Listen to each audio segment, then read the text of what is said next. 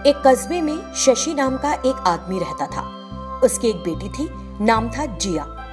जिया degree first year में पढ़ रही थी। जिया की माँ की मृत्यु उसके बचपन में ही हो गई थी, इसीलिए शशि ने उसे बहुत लाड़ प्यार से पाला था। बचपन से ही वो हर चीज दिलाता जिसकी वो फरमाइश करती। एक दिन जिया अपने पिता के पास आई। पापा, मुझे एक अच्छा सा मोबाइल फोन चाहिए। अच्छा, लेकिन तुम्हारे पास तो एक मोबाइल फोन है। सबके पास नई मोबाइल है बाबा। ठीक है बेटा, लेकिन हमें दूसरों की बराबरी नहीं करनी चाहिए। जिया बिना कुछ कहे वहां से चली गई। ऐसे ही कुछ महीने बीत गए। जिया ने अपना फर्स्ट ईयर पूरा कर लिया। दूसरे साल की शुरुआत में फर्स्ट ईयर का नतीजा निकला। जिया की फर्स्ट क्लास आई थी। जब वो अपने बाबा के पास गई तो शशि कुछ लिख रहा था। उसने जिया को कमरे में आते देखा तो लिखना बंद कर दिया। पापा, तुम इतने ध्यान से क्या लिख रहे थे? क्या बात है? कुछ नहीं बिटिया, कुछ ऑफिस का काम था। पापा, मैं फर्स्ट क्लास आई हूँ। मुझे पहले से पता था कि मेरी बेटी फर्स्ट क्लास लाएगी। जिया उसके पास आई और उसकी गोदी में बैठ गई। पापा, हमारे कॉलेज में ना सब कोई उनकी स्कूटी पर आते हैं। मुझे भी एक स्कूटी दिला दो ना बाबा। कुछ दिन के लिए रुक जाओ, मैं जरूर खरीद दूंगा। ये सुनकर जिया बहुत उदास हो गई और अपने कमरे में चली गई। कुछ दिनों के बाद वो अपने बाबा के पास फिर आई और बोली, पापा, हमारे कॉलेज में स्टूडेंट्स परसों एक टूर प्लान कर रहे हैं। मुझे 5,000 चाहिए। ऐसा क्या? लेकिन इस समय टूर के लिए मत सोचो बेटा, मेरे पास इतना पैसा नहीं है। ये क्या बात हुई बाबा? मैं जब भी किसी चीज के लिए पूछती हूँ आप मना ही कर देते हैं। जब मैंने मोबाइल फोन के लिए कहा, आपने बोला कि बाद में खरीदेंगे, लेकिन आपने अभी तक नहीं लेकर दिया। जब मैंने स्कूटी के लिए पूछा तो उसके लिए भी आपने कहा कि बाद में खरीद कर देंगे, लेकिन वो भी नहीं आई है अभी तक। अब मैं आपसे अपने दोस्तों के साथ एक टूर पर जाने के लिए 5,000 मांग रही हूँ, तो आपके पास पैसे नहीं है। सच में नहीं है, हमारी जरूरतों पर खर्च कर चुका हूँ। आप हमेशा ऐसे ही कहते हैं। ऐसा कहते हुए वो वहां से चली गई। 2 दिन बीत गए। जिया शशि से बात नहीं कर रही थी। एक दिन जब जिया अपने कमरे में सो रही थी, उसका मोबाइल बजा। हाय जिया, मैं प्रिया बोल रही हूँ। अच्छा हुआ कि हम दोनों टूर पर नहीं गए। पता है, हमारी कॉलेज बस का एक्सीडेंट हो गया। सबको बहुत चोट आई है। मेरे पापा ने अच्छा किया कि मुझे टूर पर नहीं जाने दिया, नहीं तो मैं भी इस समय हॉस्पिटल में होती। ये कहते हुए उसने कॉल काट दिया। हे भगवान, मुझे इसके बारे में सोचकर ही डर लग रहा है। इसीलिए हमें अपने बड़ों की बात माननी चाहिए।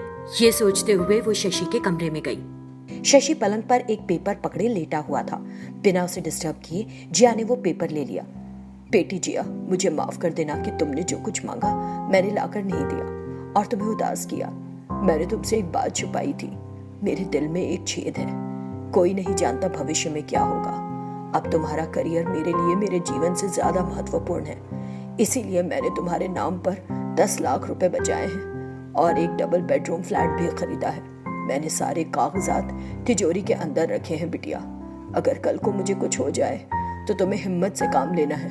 मैं तुम्हें बिना देखे 3 दिन भी नहीं गुजार सकता। इसीलिए मैंने तुम्हें टूर पर नहीं जाने दिया था, ये सोचकर कि तुम्हें स्कूटी पर राइड करते हुए कुछ हो ना जाए। मैं ही तुम्हें कॉलेज ड्रॉप करता हूँ। तुम मेरी जिंदगी हो मेरी बिटिया। ये पढ़कर जिया बहुत उदास हो गई। तुरंत वो अपने पापा के पैरों पर गिर पड़ी और रोने लगी, लेकिन शशि में कोई हरकत नहीं दिखाई दी। जिया घबरा गई और जोर से चिल्लाई, पापा! लेकिन तब भी शशि जरा भी नहीं हिला। जिया तुरंत एक एम्बुलेंस बुलाकर उसे अस्पताल लेकर गई। तुम सही वक्त पर ले आई। अगर जरा भी देरी हो जाती तो बचना मुश्किल था। ऑपरेशन करना होगा। जिया ने उसके बाबा ने जो पैसे उसके लिए बचाए थे उनके दिल के ऑपरेशन पर खर्च कर दिए। शशि का ऑपरेशन कामयाब रहा। उस दिन से जिया ने अपने पिता को भगवान के समान माना। एक बड़ा जंगल था। उस जंगल में 2 चोर घूम रहे थे। वे जंगल में जानवरों को मारकर उनके शरीर के कीमती हिस्से निकाल लेते थे। एक दिन जब वे जंगल में घूम रहे थे, उन्होंने एक हथनी को देखा। वो हथनी गर्भवती थी, इसीलिए भोजन की तलाश में घूम रही थी। उस हथनी को देखकर 2 चोरों में से एक, राजेश ने कहा, सिमाद्री, वहां देखो, अगर हम हथनी के दांती दांत निकाल लेते हैं और उन्हें बेचें तो हमें बड़ी रकम मिलेगी। राजेश, बड़ी रकम तो मिलेगी, लेकिन वो हथिनी अभी पेट से है। ऐसे में हम उसे कैसे मार सकते हैं? ये ठीक नहीं होगा ना? हम इस तरह भावनाओं में नहीं बह सकते मेरे दोस्त। दया, प्यार, मदद करने की सोचेंगे तो कुछ नहीं कर पाएंगे। कुछ समय बाद दोनों चोर उस हथिनी के पास गए। जैसे कोई बेचारा बकरा कसाई पर विश्वास कर लेता है, उसी तरह उस मासूम हथिनी को भूख लग रही थी। इसीलिए उन पर विश्वास करके वो उनके सामने आकर खड़ी हो गई, ये सोचते हुए कि यही सही समय है। दोनों में से एक ने एक अनानास के अंदर एक बम रखा और उसे हथिनी को दे दिया। उस अनानास को खाने के बाद उसके पेट के अंदर वो बम फट गया। हथिनी उस दर्द को सहन नहीं कर पाई और इधर उधर भागने लगी, जिसे देखकर वे चोर डर गए और वहां से भाग खड़े हुए। और वो हथिनी बेहद परेशान होकर एक गांव में इधर उधर घूमने लगी। हथिनी इधर उधर घूम रही थी तो सभी उसे आश्चर्यचकित होकर देख रहे थे, लेकिन उनमें से किसी ने भी उसकी मदद करने की कोशिश नहीं की। हथिनी गंभीर दर्द के कारण जोर जोर से चिंघाड़ रही थी, लेकिन उसने वहां किसी व्यक्ति को चोट नहीं पहुंचाई। वो हथिनी वैसी ही चिल्लाती रही और इधर उधर दौड़ती रही। तब ग्रामीणों ने एक दूसरे से कहा, उस हथिनी को क्या हुआ? इस तरह चिंघाड़ क्यों रही है? उसका खून बह रहा है और उसके शरीर पर घाव है। लेकिन हथिनी अपना दर्द कैसे बताती? वो दर्द सहन नहीं कर पाई और रोने लगी। फिर हाथी ने मन में सोचा, लगता है मैं अपने गर्भ के अंदर अपने बच्चे को नहीं बचा पाई। इस तरह मां हथिनी को बहुत दुख हुआ। दर्द ने उसे बेहाल कर दिया और वो पास की झील की ओर चली गई। फिर उसने सोचा, मैंने किसी को चोट नहीं पहुंचाई, लेकिन इंसानों ने मुझे किस तरह बेसार कर दिया। मैंने कोई गलती नहीं की, लेकिन उन्होंने मेरे बच्चे को, जिसने इस धरती पर रहने के लिए आंखें भी नहीं खोली, जन्म लेने तक का मौका नहीं दिया। वो हथिनी झील के अंदर जाकर गिर पड़ी और मर गई। उन दो चोरों को पता चला कि हथिनी मर गई है तो उन्होंने एक दूसरे से कहा, अरे हम इस हथिनी के दांतों से करोड़ों कमा सकते हैं। सिमहाद्री ने मन में सोचा, ये कितना बेरहम है। उसने उस हथिनी को मार दिया जबकि वो गर्भवती थी। हो सकता है कि रास्ते में मुझे भी मार दे और उन हाथी दांत को अकेला हड़प जाए। मैं इसे रास्ते में मार दूंगा। उधर राजेश ने भी मन में सोचा, मैं रास्ते में वो हाथी दांत उससे छीन लूंगा। यदि मैं दोनों दांत बेचूंगा तब तो बहुत अमीर हो जाऊंगा। जब दोनों चोर एक साथ जा रहे थे तो वे रास्ते में एक दूसरे से लड़ने लगे। उन्होंने एक दूसरे को मार डाला। अगर कोई किसी के साथ बुरा करने की कोशिश करेगा तो उनका अपना अच्छा कैसे होगा? दोनों चोर ने मासूम हथिनी को अपने स्वार्थ के लिए बेरहमी से मार डाला। तब परमेश्वर ने उनके मन में एक बुरा विचार पैदा किया और आखिर में उन्होंने एक दूसरे को ही मार डाला। हमारा कर्म निश्चित करता है हमारा आगे का मार्ग। उन्होंने गर्भवती हाथी को खाने के लिए कुछ देकर धोखे से मारा। भगवान ने उन्हें सही सबक सिखाया। अगर हम निर्दोष जानवरों से प्यार नहीं करते तो भी ठीक है, बस हम उन्हें नुकसान नहीं पहुंचाएं तो यही काफी है। मासूम जानवरों पर अत्याचार करना और उन्हें मारना बहुत बड़ा अपराध है। उस वक्त नहीं तो कभी ना कभी अपराधी सजा पाता है। सनतपुर नाम के एक छोटे से गांव में एक युगल, पद्मिनी और शिवा रहते थे। उनका एक बेटा था जिसका नाम था राजू। राजू हर दिन पड़ोस के गांव में पढ़ाई के लिए जाता था।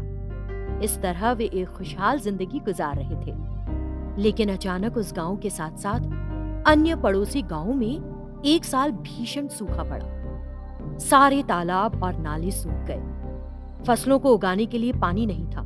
इस वजह से किसी ने भी अपनी भूमि पर खेती नहीं की। सूखा पड़ने के कारण उन गांव वालों को बहुत नुकसान हो रहा था। पेट भरने के लिए खाना भी कम पड़ रहा था। एक दिन राजू उन्हीं रोटियों को लेकर पड़ोस के गांव जा रहा था। रास्ते में राजू को भूख लगी तो वो एक पेड़ के नीचे बैठ गया और रोटियां निकाल ली। उस समय एक संत जो थके से लग रहे थे वहां आए। उस संत को देखकर राजू ने सोचा, इन संत को देखकर लगता है कि ये भूखे हैं। मेरे पास 4 रोटियां हैं, मैं इन्हें 2 रोटियां दे देता हूँ। फिर राजू ने उन संत को रोका। संत जी, आप थके हुए और भूखे लगते हैं। मेरे पास 4 रोटियां हैं, तो 2 रोटियां आप खा लीजिए।